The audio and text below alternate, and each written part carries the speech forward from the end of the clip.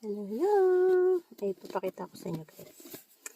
Ito yung snack ko sa aking trip na nakita ko sa store. Kinain ko na ito. Binuksan ko na. Si crispy baby crab. Ayan siya. Okay naman ang lasa.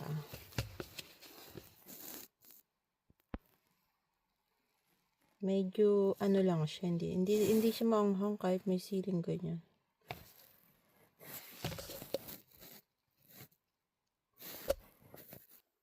Yun lang po. Thank you for watching. Bye-bye.